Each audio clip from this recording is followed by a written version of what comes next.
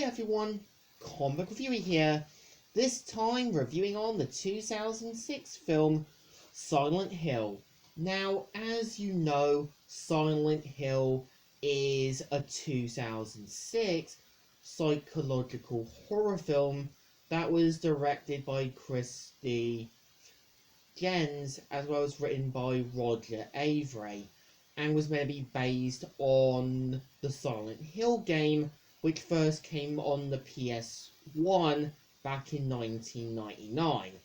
Now, keep in mind that some time ago, Team Silent were known for doing their Silent Hill games, and there was originally meant to be one for the PS4 that just never got off the ground, and of course ended up getting cancelled.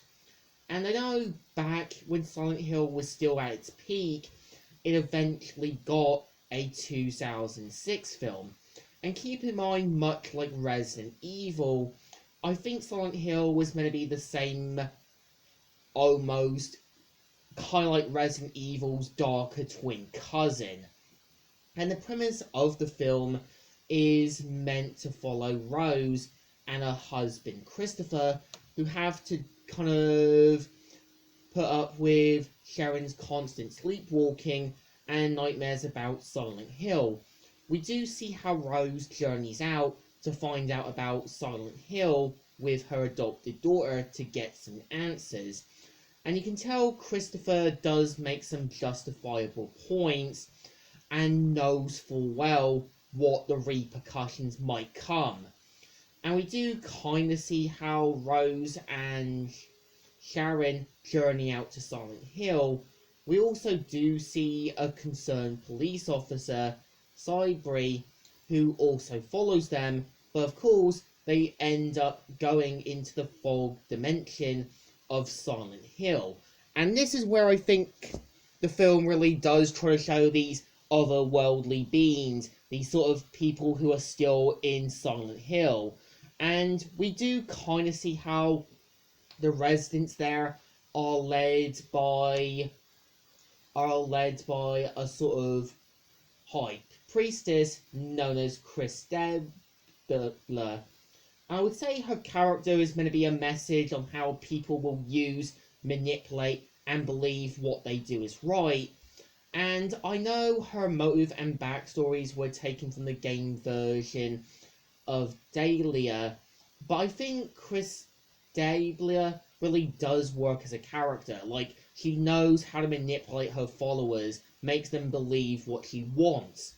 And I think what's interesting is we do kind of see how Rose and even the police officer journey out into Silent Hill to find where her adopted daughter is.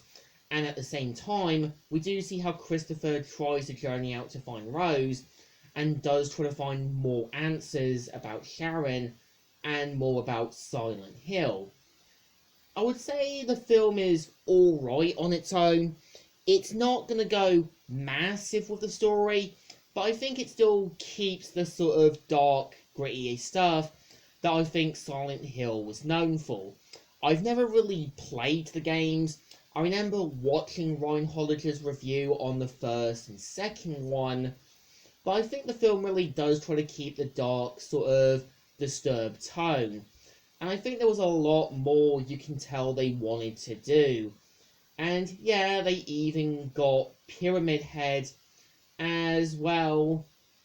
And I think as well still keeping the sort of dark, gritty theme that I think Silent Hill was known for. And I also do know that in 2012, in October 26, we did get Silent Hill Revelation, which was meant to be a sequel to the Silent Hill film that was meant to kind of be more carrying on after the first film. And I can understand why there are so many negative reviews and some kind of like cult followers for appreciating the video game adaptations. And I think while Silent Hill isn't a perfect movie, you can really tell they do try to kind of keep the otherworldly stuff, showing these kind of other creatures and other kind of monstrous beings and people who got messed up or turned into things far worse when once entered Silent Hill, making clear that some characters were never good or evil. Some of them were just kind of victims or kind of monsters to begin with. So I think this movie definitely deserves a thumbs in the middle. It's kind of alright, kind of okay, but it was trying to do what a Silent Hill movie would have done. So, Comic Reviewer here, signing out.